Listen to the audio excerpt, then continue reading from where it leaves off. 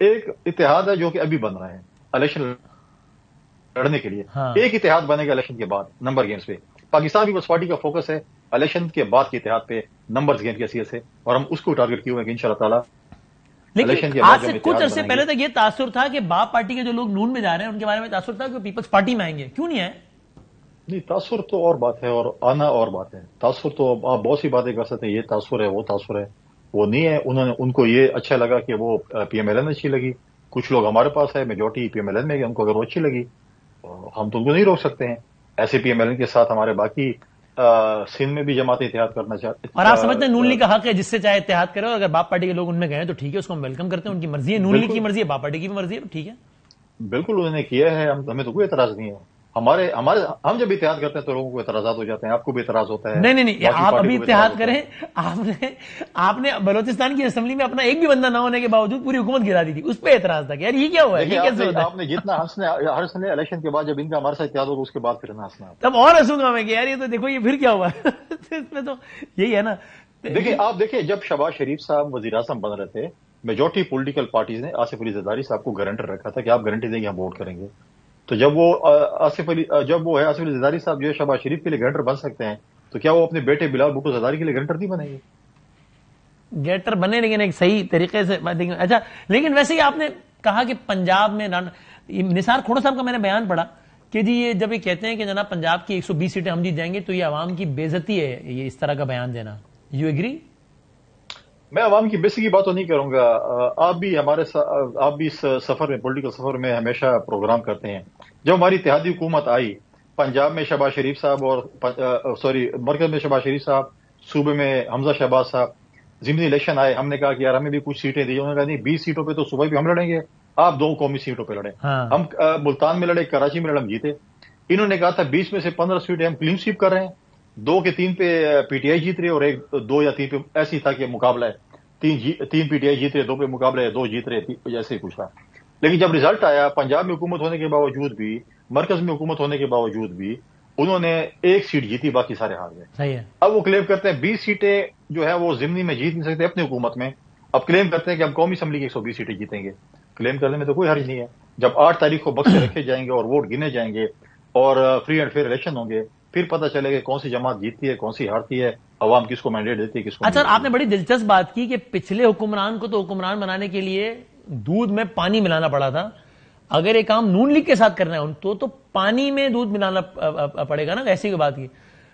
آپ کو اگر ایک حکمران بنانا پڑتا ہے پھر تو کس میں کیا ملانا پڑے گا, چونکہ چلو پیپلز پارٹی کا نمبر پھر اور کم ہے نا, پنجاب میں تو ہے ہی نہیں, ابھی 450 کے ایوان میں 6 سیٹیں آپ کی, نون کی تو پھر بھی کوئی 125-150 تھی پچھلے والے میں. ہم جو ہے وہ سلیکشن یا لاڈلے بننے سے بہتر ہے کہ ہم اپوزیشن میں بیٹھیں. ہم کبھی بھی نہ سلیکشن کے ذریعے آئیں گے نہ لاڈلا بنیں گے, ہم اپوزیشن میں بیٹھنے کو ترجیح کریں گے. اور میں اس لیے کہہ رہا ہوں کہ دیکھیں جب سے میاں صاحب آئے ہیں انہوں نے ایک فرمائشی جلسہ لاہور میں کیا, اس کے بعد کیا وہ عوام میں گئے ہیں؟ کیا انہوں نے اس کا کیا مطلب ہے فرمائشی جلسہ؟ یعنی مطلب جو سپورٹ کی وجہ سے جس طریقے سے انہوں نے کیا. کس کی سپورٹ؟ کیا نام ہے, وہاں پر ان کو اپنے ہمارے سویلین اداروں نے وہاں پہ ایڈمنسٹریشن نے مختلف جگہوں پہ ان کو سپورٹ کیا, ان کو گاڑیاں دی, ان کو لوگ لے کے گئے. آپ مجھے بتائیں کہ پی ڈی ایم میں نواز شریف صاحب کا بیان مضبوط تھا یا جب واپس آ رہے تھے؟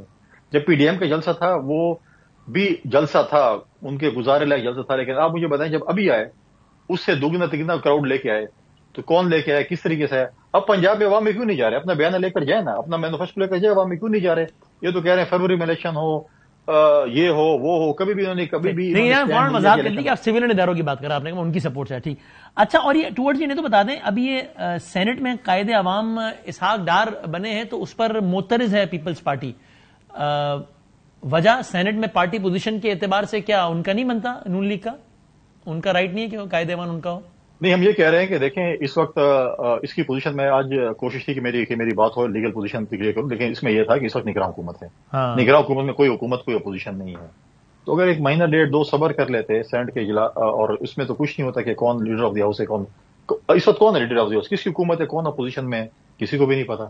لہٰذا اب نگراں حکومت ہے. نگراں حکومت میں میرے خیال میں یہ چیز مناسب نہیں ہے, اتنی جلد بازی بھی مناسب نہیں تھی کہ ابھی سے اپنے آپ کو حکمران سمجھ لیں. تھوڑا صبر کرے, 8 فروری میں عوام کا فیصلہ دینے دے کہ عوام فیصلہ کس کے حق میں کرتی ہے. اب پہلے سے اگر ہم اپنے خواہشات یا اپنے اس پہ وہ کریں کہ اب خواہش تو میری بھی ہے کہ میرے پارٹی کے چیئرمین جو ہے وہ وزیر اعظم بنے اور انشاءاللہ بنیں گے. تو انہوں نے پہلے سے ہی جو ہے نا وہ تاج پوشی وغیرہ شروع کر دی ہے کہ ہم تاج پوشی. یہ آخر آپ کہہ رہے ہیں نا کہ بھائی یہ آج تو باتیں ہو رہی ہیں، دیکھیں کل کس کا کس سے اتحاد ہو جائے، کیا معلوم ہے الیکشن کے بعد. تو یہ بھی تو ممکن ہے نا. ایک میں منظر نامہ بتاتا ہوں، آپ بتائیے کہ آپ کہیے گا کہ ہاں بھی یہ بھی ممکن ہے، یا آپ کہیے گا نہیں بالکل یہ ممکن ہی نہیں ہے کہ نون لیگ کی حکومت ہو اور آپ ان کے اتحادی ہوں پھر سے ایک باری پھر ہو سکتا دیکھیں ہے. نمبر گیم پہ ہوگا. دیکھیں نمبر گیم پہ ہوگا، لیکن اس میں سب سے پہلی پریورٹی یہ ہوگی کہ فری اینڈ فیئر الیکشن. اگر آپ فری اینڈ فیئر الیکشن نہیں کراتے، آپ الیکشن ریگ کرتے ہیں، میں آپ کو گارنٹی سے کہتا ہوں کہ ریگڈ الیکشن ہوگا، خدا نخواستہ پی ایم ایل این کے لیے ریگ کیا الیکشن. اگر یہ سال ڈیڑھ بھی چل گیا پھر آپ مجھے کہہ دیں کہ یار یہ نہیں چل سکتے. کریڈیبلٹی نہیں ہوگی اس حکومت کی، کریڈیبلٹی نہیں اس الیکشن کی.